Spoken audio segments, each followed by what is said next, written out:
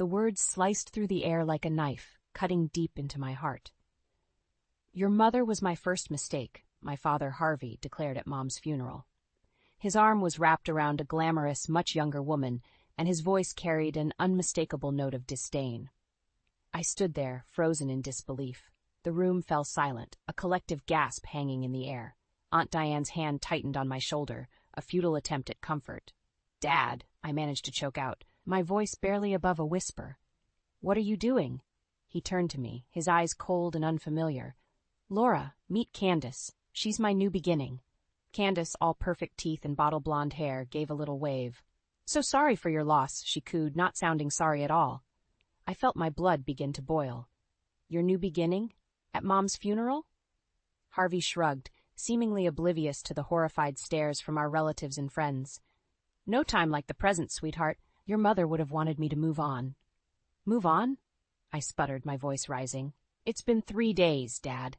3 days." Aunt Diane stepped forward, her face a mask of barely contained fury. "Harvey, this is completely inappropriate. I think you should leave." "Oh, come on, Diane," Harvey scoffed. "Don't be such a prude. Elizabeth's gone, and life goes on."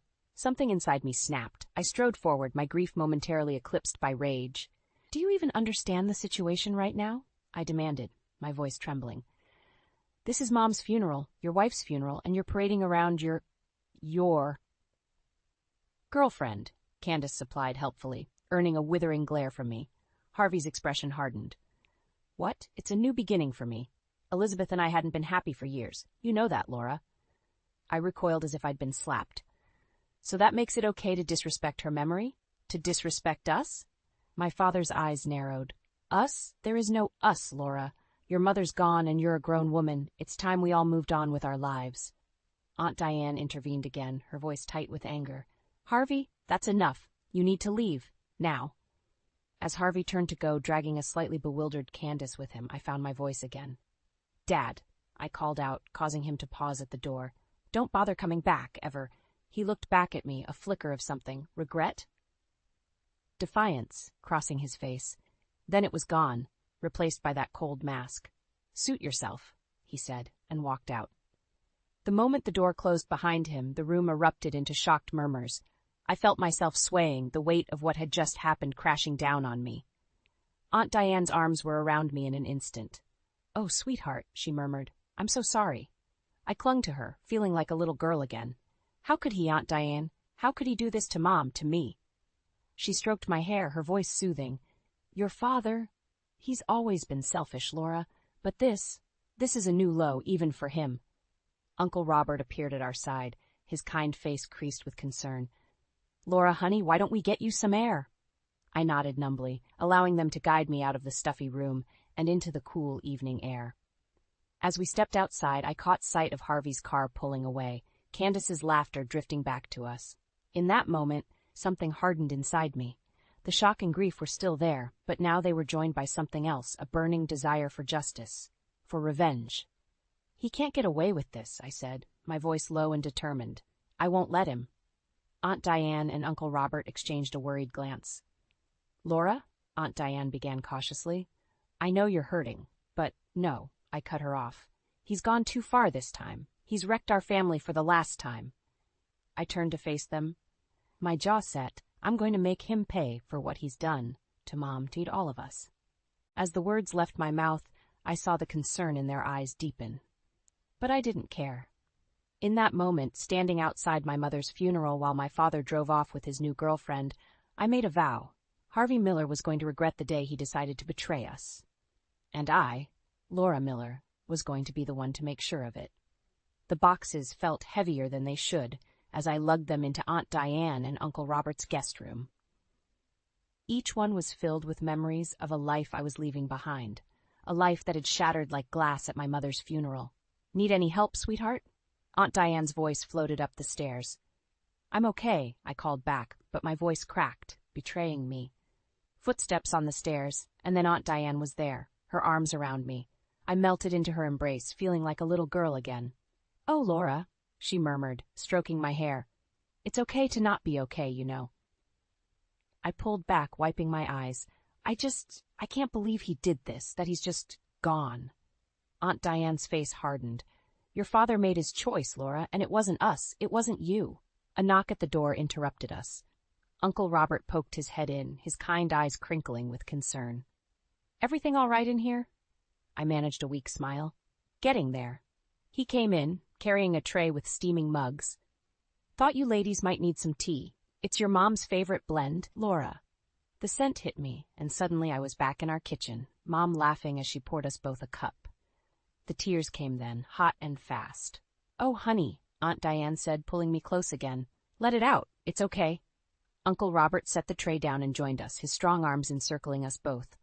We stayed like that for a long moment, their love surrounding me like a warm blanket. Finally, I pulled away, wiping my eyes. Thank you, I said softly, both of you. I don't know what I'd do without you. Aunt Diane squeezed my hand. You're family, Laura. This is what family does. Real family, I said, a hint of bitterness creeping into my voice. Uncle Robert's face grew serious. Laura, about your father?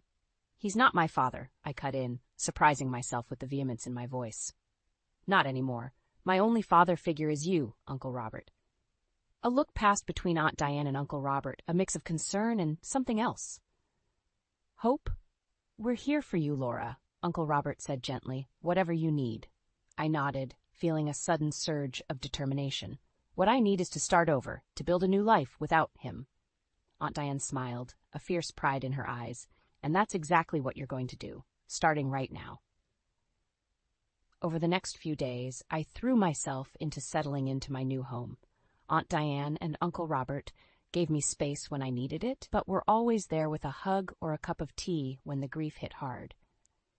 One evening, as we sat around the dinner table, Aunt Diane broached a subject I'd been avoiding. Laura, honey, she began cautiously, have you thought about what you want to do with your mom's things? I froze, my fork halfway to my mouth. I hadn't really. Uncle Robert reached over and patted my hand. There's no rush, sweetheart. We just thought you might want to go through some of it, maybe find some things to keep here. I nodded slowly, the idea taking root. That might be nice, actually. The next day we drove to my old house. As we pulled up, I saw a familiar car in the driveway. My stomach clenched. Is that? Aunt Diane's voice trailed off. Before I could answer, the front door opened. Harvey stepped out, Candace trailing behind him. Laura, he called, his voice jovial as if nothing had happened.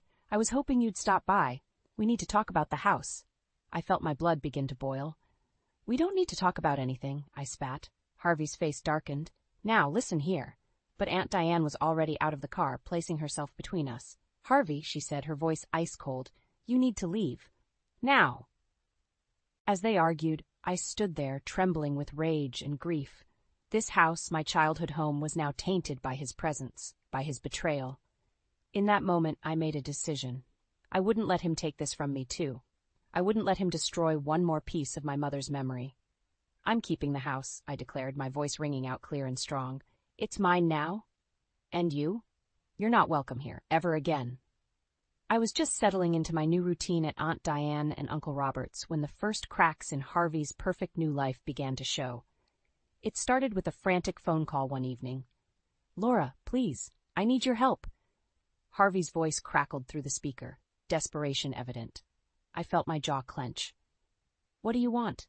It's Candace, he said, his voice breaking. She's left me, cleaned out my bank account and disappeared. A cold satisfaction washed over me. And how is that my problem?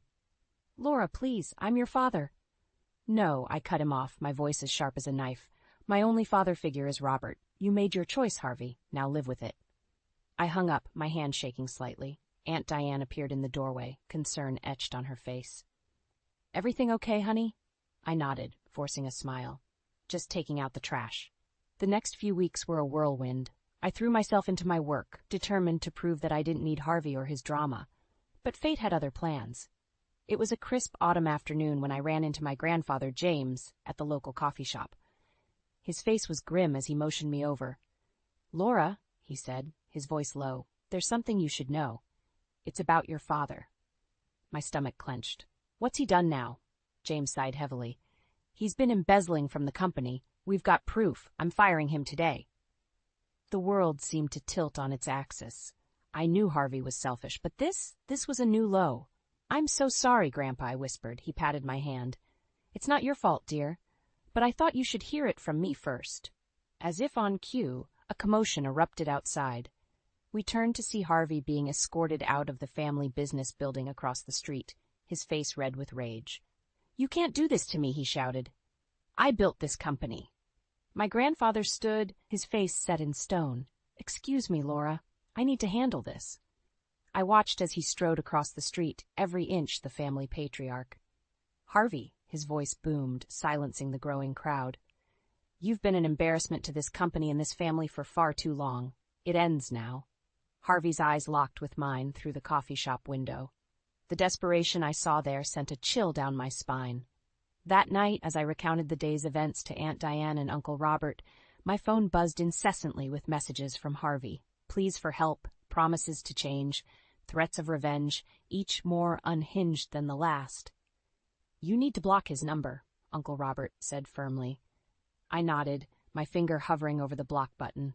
But something stopped me, a morbid curiosity, perhaps, or maybe a lingering shred of daughterly concern. I want to see how far he'll fall, I admitted, surprising myself with the coldness in my voice.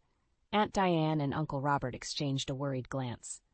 Laura, Aunt Diane began gently, I understand you're angry, but revenge isn't the answer. I looked up at her, feeling a surge of determination.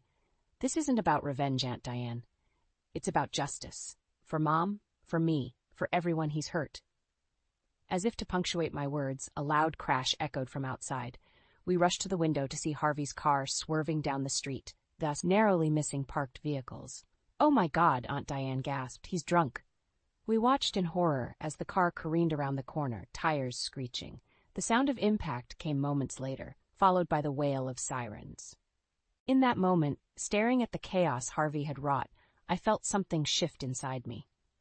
The last vestiges of daughterly affection crumbled away, replaced by a steely resolve. He's made his bed, I said, my voice barely above a whisper. Now he can lie in it. As we waited for news of the accident, I realized that this was just the beginning. Harvey's downfall was picking up speed, and I found myself oddly eager to see where it would lead. The game had changed, and I was no longer just a pawn in Harvey's selfish schemes. I was ready to become the architect of his undoing. The weeks following Harvey's drunk driving incident were a blur of police reports and hushed family conversations. I thought I'd seen the last of him. But I couldn't have been more wrong. It started with a text message. I need to see you, Laura, please. I ignored it, of course. Then came the emails, the voicemails, each more desperate than the last. I blocked his number, but somehow he always found a way through. One evening, as I was leaving work, I spotted a familiar figure lurking near my car. My heart raced as I recognized Harvey, looking disheveled and wild-eyed. Laura, he called out, stumbling towards me. Please, just talk to me. I fumbled for my keys, my hands shaking. Stay away from me, Harvey. I mean it. He grabbed my arm, his grip surprisingly strong. I'm your father. You can't just cut me out of your life. As I wrenched free, anger surging through me. Watch me, I spat, jumping into my car and speeding away, leaving him shouting in the parking lot. That night, I paced in Aunt Diane and Uncle Robert's living room, recounting the incident. This has gone too far, Uncle Robert said, his face grim. We need to get a restraining order. Aunt Diane nodded, pulling me into a hug. We'll protect you, sweetheart, whatever it takes. But as the days passed, Harvey's desperation seemed to grow. He showed up at my favorite coffee shop, my gym, even outside Aunt Diane and Uncle Robert's house. It was like he was everywhere, a constant shadow looming over my life. The final straw came during a family dinner at my grandparents' house. We were just sitting down to eat when the doorbell rang. Grandpa James answered it, and I heard Harvey's slurred voice. Where is she? Where's my daughter? I froze, my fork clattering to the plate. Aunt Diane squeezed my hand as raised voices echoed from the foyer. You're not welcome here, Harvey, Grandpa James said firmly. Leave now, or I'm calling the police. You can't keep her from me, Harvey shouted. Laura, I know you're in there. Something in me snapped. I stood up, ignoring the protests of my family, and marched to the front door. What do you want? I demanded, facing Harvey for the first time in weeks. He looked terrible, unshaven, clothes rumpled, eyes bloodshot. Laura, he said, his voice breaking. I need your help. Candace, she took everything. I've got nothing left. For a moment I felt a flicker of pity. Then I remembered everything he'd done, every cruel word and selfish action. You've got nothing left because you threw it all away, I said coldly. You chose this, Harvey. Now live with it. His face contorted with rage. You ungrateful little... He lunged forward, but Grandpa James and Uncle Robert were there in an instant, holding him back. That's it, Grandpa James growled. I'm calling the police. As they wrestled Harvey away from the door, he shouted, You'll regret this, Laura. I'll make you pay. The door slammed shut, muffling his threats. I stood there, shaking, as Aunt Diane wrapped her arms around me. It's okay, she murmured. You're safe now. But I didn't feel safe. I felt angry, furious. This man, who was supposed to be my father, had terrorized me, stalked me, and now threatened me. And for what? Because I refused to enable his selfish behavior? In that moment, something hardened inside me. I turned to my family, my voice steady and cold. I want to press charges, I said, for harassment, stalking, everything. I want to make sure he can never do this to anyone else again. Aunt Diane and Uncle Robert exchanged a look, then nodded. We'll support you, whatever you decide, Uncle Robert said. As we waited for the police to arrive, I felt a strange calm settle over me. This wasn't just about protecting myself anymore. It was about making sure Harvey faced consequences for his actions, once and for all. He's wrecked enough lives, I told Aunt Diane, my resolve strengthening with each word. It's time to put an end to this for good. Little did I know, this decision would set in motion a chain of events that would change everything. The real battle was just beginning. The restraining order against Harvey brought a temporary sense of peace, but it also ignited a fire within me. I couldn't shake the feeling that there was more I needed to do. Not just for myself, but for Mom's memory. That's when the idea hit me. I'd use my graphic design skills to create a public art project dedicated to Mom. It would be my way of honoring her, of showing the world the amazing woman she was, the woman Harvey had tried so hard to erase. I threw myself into the project, working late into the night. Aunt Diane and Uncle Robert were supportive, but I could see the worry in their eyes. Don't let this consume you, Laura, Aunt Diane cautioned one evening. Your mother wouldn't want that. I nodded, but inside, I knew this was something I had to do. It was more than just art, it was my way of fighting back. As the project took shape, it started to gain attention. Local newspapers ran stories, and soon, a reporter from the city's major news station reached out for an interview. The day of the interview, I stood in front of my creation, a massive mural depicting Mom's life full of color and joy.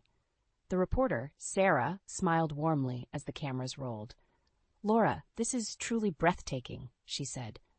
What inspired you to create this? I took a deep breath, feeling the weight of the moment. My mother was an incredible woman, I began. She faced so many challenges, but she never lost her spark. This mural is my way of ensuring her light continues to shine. Sarah nodded encouragingly. And your father? How does he feel about this project? The question caught me off guard. I hesitated, then decided to be honest. My father, he's not a part of my life anymore. But my mother will forever be my inspiration. As soon as the words left my mouth, I knew I'd made a mistake. Harvey might be out of my life, but he was still out there, watching. And I'd just poked the bear. Sure enough, the next day as I arrived at the mural site to continue work, I found it vandalized. Red paint was splashed across Mom's face, and crude words were scrawled at the bottom. My heart sank as I read them. Lies and slander, HM. I fell to my knees, tears streaming down my face. All that work, all that love, destroyed in an act of petty revenge. But as I knelt there, something shifted inside me. This wasn't just about me anymore. It was about every person who'd ever been hurt by someone like Harvey, every child who'd had to watch their parent tear apart their family. I stood up, wiping my tears away. You won't win, I whispered, determination stealing my voice. Not this time. I called Aunt Diane, my voice shaking but resolute. I need your help, I said. We're going to rebuild this mural, bigger and better than before. And we're going to tell the whole truth, about Mom, about Harvey, about everything. There was a pause on the other end of the line. Then Aunt Diane's voice came through, strong and sure. We're with you, Laura, all the way. As word spread about the vandalism, something incredible happened. People from all over the community came forward, offering help, supplies, and their own stories of resilience. The project was no longer just about Mom. It had become a symbol of hope for everyone who'd ever faced adversity. Standing in front of the half-ruined mural, surrounded by volunteers eager to help rebuild, I made a decision. This wasn't just about exposing Harvey anymore. It was about reclaiming our narrative, about showing the world that love and community could triumph over cruelty and selfishness. "Let's get to work," I said, picking up a paintbrush. As we began to restore the mural, I felt a sense of purpose I hadn't experienced in years. Harvey had tried to silence us, to erase our story. But with every brushstroke, we were writing a new chapter, one he couldn't touch. The battle was far from over, but for the first time I truly believed we could win. And I was ready to fight with everything I had. The night of the award ceremony should have been a triumph. My public art project had taken on a life of its own, inspiring others to share their stories of resilience. The local arts council was honoring me for outstanding community impact. It felt like a vindication of everything I'd been through, a sign that I was finally moving past Harvey's shadow. I stood at the podium, heart racing as I surveyed the crowd. Aunt Diane and Uncle Robert beamed from the front row, pride radiating from their faces. I took a deep breath, ready to begin my speech. "Thank you all for this incredible honor," I started. "This project began as a tribute to my mother, but it's become so much more." A commotion at the back of the room cut me off. My blood ran cold as I recognized the voice. "That's my daughter up there!" Harvey bellowed, stumbling down the aisle. "My flesh and blood!" Murmurs rippled through the audience. I gripped the podium, knuckles white, willing myself to stay calm. "Sir, you need to leave." A security guard approached Harvey, but he shoved past. "Laura," Harvey called out, his eyes wild and desperate. "Tell them who I am. Tell them I'm your father." The room fell silent, all eyes on me. I could feel the weight of their stares, the curiosity, the judgment. In that moment, I knew I had a choice. I could shrink away, let Harvey's drama overshadow everything I'd accomplished, or I could stand my ground. I straightened my spine, looked Harvey directly in the eye, and spoke into the microphone. "You're not my father," I said, my voice steady and clear. "You lost that right a long time ago." Harvey's face contorted with rage. "How dare you?" he snarled. "After everything I've done for you." A bitter laugh escaped me. "Everything you've done? You mean abandoning Mom and me? Showing up drunk at her funeral with your girlfriend? Stalking me and vandalizing my work?" Gasps echoed through the room. Harvey lunged forward, but Uncle Robert was there in an instant, blocking his path. "That's enough, Harvey," he said firmly. But Harvey wasn't done. He turned to the crowd, desperation etched on his face. "She's lying," he shouted. "I'm a good father. I just need a little help, a little money to get back on my feet. Laura, please." I felt a hand on my arm and turned to see Aunt Diane beside me, her eyes blazing with protective fury. "You want the truth, Harvey?" she said, her voice ringing out. "Let's tell them everything. How you cheated on your wife for years. How you drained the family savings for your gambling addiction. How you've tried to sabotage Laura's career at every turn because you can't stand to see her succeed where you failed."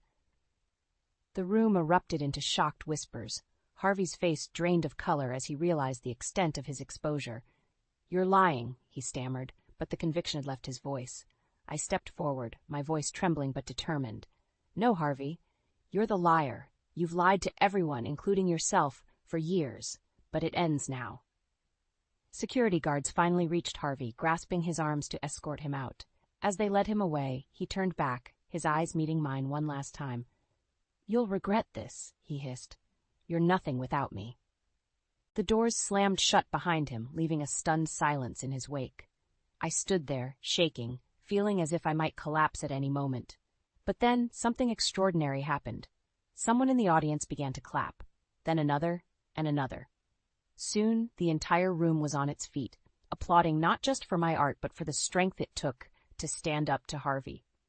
As the ovation washed over me, I felt a mix of emotions I couldn't quite name. Relief, exhaustion, a hint of lingering fear, but also hope. For the first time, I truly believed that I could break free from Harvey's toxic influence. But as I looked at Aunt Diane's worried face, I knew this wasn't over. Harvey's threat hung in the air, a promise of more chaos to come. I'd won this battle, but the war was far from over, and I had a sinking feeling that Harvey's next move would be his most desperate and dangerous yet. The days following the award ceremony were a blur of congratulations and concerned looks. I tried to focus on the positive, on the community's support, but Harvey's final threat echoed in my mind. I knew him well enough to know he wouldn't go quietly. It was a rainy Tuesday when the other shoe dropped. I was at work when Aunt Diane called, her voice tight with barely controlled anger. "Laura, you need to come home. Now." I rushed back to find Aunt Diane and Uncle Robert huddled at the kitchen table, faces grim. A letter lay between them. "It's from Harvey," Aunt Diane said, pushing it towards me. My hands shook as I read. Harvey had hit rock bottom, losing his apartment and what few friends he had left, but instead of taking responsibility, he'd decided to lash out. The letter was filled with threats to reveal old family secrets, things that could destroy not just our reputation, but Grandpa James's business as well.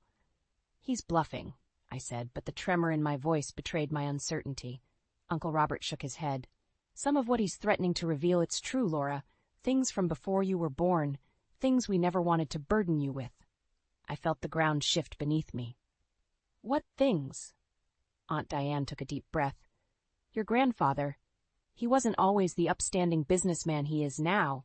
There were some questionable deals in the early days, nothing illegal, but ethically murky." "And Harvey knows about this?" They nodded. "He was involved in some of it," Uncle Robert admitted. "That's partly why your grandfather kept him in the company for so long, despite everything." I slumped into a chair, my mind reeling. "So what do we do?" "We fight," Aunt Diane said, her voice steely. "Harvey's a cancer on this family, Laura. It's time we removed him completely." The next few days were a whirlwind of activity. We consulted lawyers, gathered evidence of Harvey's past misdeeds, and prepared for the worst. I threw myself into the work, determined to end this once and for all. But Harvey wasn't done. He started showing up at my workplace, at my favorite cafes, always just on the edge of violating the restraining order. The constant tension was wearing me down. It all came to a head on a sunny Saturday afternoon. I was at the park, working on a new design for my community art project, when I heard his voice. "Still trying to erase me, Laura." I spun around to find Harvey standing there, looking haggard and desperate. "You need to leave," I said, my voice shaking despite my best efforts. He laughed bitterly. "Leave? I've got nowhere left to go, thanks to you and your aunt. But if I'm going down, I'm taking you all with me." He pulled out his phone, waving it at me. "One call, Laura. One call to the press, and everything comes out. Your precious grandfather's shady past, Diane's little indiscretions, all of it." I felt a surge of anger unlike anything I'd ever experienced. This man, who was supposed to protect and love me, was threatening to destroy everything and everyone I cared about. "You're pathetic," I spat. "You think this will fix anything? Make anyone love you?" His face contorted with rage. "Love? I don't need love. I need respect. And if I can't have it, I'll settle for fear."